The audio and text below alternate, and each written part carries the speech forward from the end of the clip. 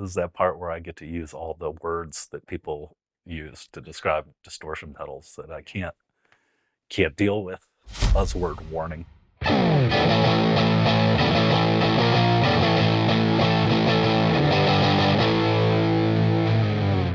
Special Cranker is a very natural amp-like overdrive. It's the right amount of grit and has the right amount of transparency to it, but still has like a little fuzzy edge that sounds like a little bit like a torn speaker without all the harshness. And it has a full frequency response, so you're not really losing a lot of low end. There's a little bit cut out, but has a good response. Very natural guitar sound.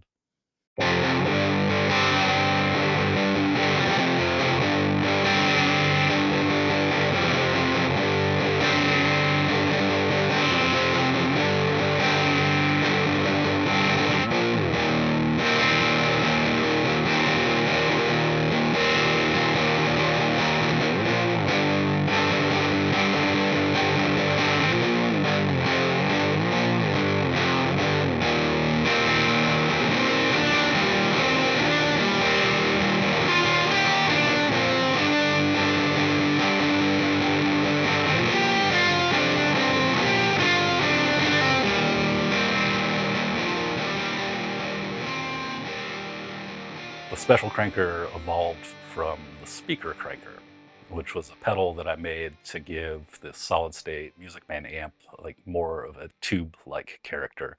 So I really loved the amp because of how loud it got, and it could just handle sub-octaves, and the more volume you threw at it, the louder it got. It never got more distorted. But I missed a little bit of that like grit from like that you'd get from like a Marshall amp or something like that. So I made the Speaker Cranker for that, and I used it for a couple years before it became an Earthquaker product. I just found it really useful. It was a pedal that I left on all the time.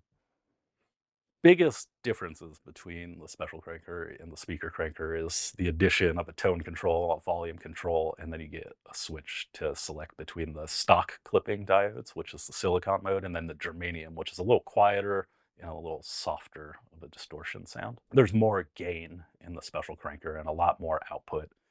And with that came more treble. So that's why the addition of the tone control. And otherwise, the bass sound, the bass tone is pretty identical. I think it still sounds like just a really nice tube amp overdrive. It kind of straddles a line between fuzz and overdrive. This setting is the setting that I would typically just leave it in. These pickups are pretty hot, so it's a little more distorted than what I would usually like. I typically use Jazz Masters with lower output pickups, so this is what I would use for that. But it sounds pretty AC/DC, I would say, with the SG.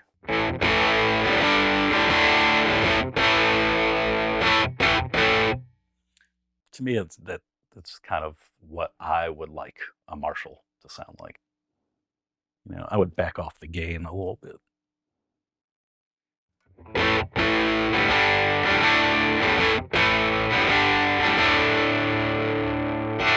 And that's what it typically sounds like with Jazz Masters. The same setting with the germanium is.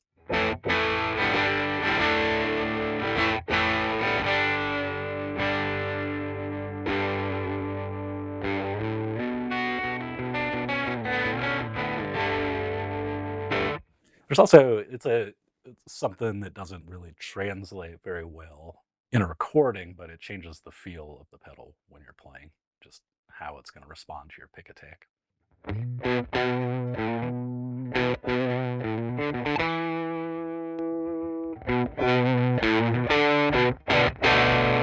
So when the Speaker Cranker came out, my biggest memory of it is that Jamie was talking about he was making a new pedal. It was going to be yellow, and our friend Yuri drew it. And Yuri actually works for the company now.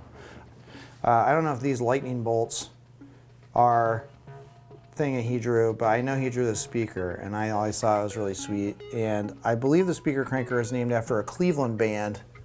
Oh, I'm not sure. Yeah. But you'll have to ask Jamie about that. I can't tell you the full story, but I think it's like harkens to a band that Tony Erba was in.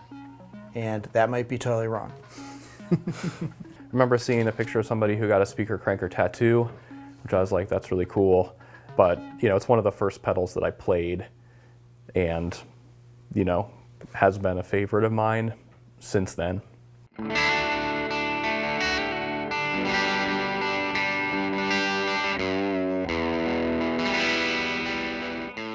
Speaker cranker was around for, I don't exactly remember, but I'd say probably about 8 years. It was in the line for 8 years. It was a really misunderstood pedal because it only had one control. At first I didn't really understand what it did. You know, I thought it was a boost pedal, I think, which some other people thought initially. If you look at the product description, it made a lot of efforts to explain that it's not a boost pedal. But everyone still thought it was, no matter what. So I feel like it got overlooked as an overdrive. Every time it was brought up, oh, we're going to discontinue the speaker cranker. You should never do that. 2 speaker crankers in a row sounds amazing. Discontinued the speaker cranker about 3 years ago, maybe 4. And I always, you know, it was pretty much my favorite overdrive pedal. It's a pedal that every time I made a pedal board, it was always on. And I tried to take it off and I always put it back on. So I knew that I would want to do something with the circuit and took a lot of feedback into consideration.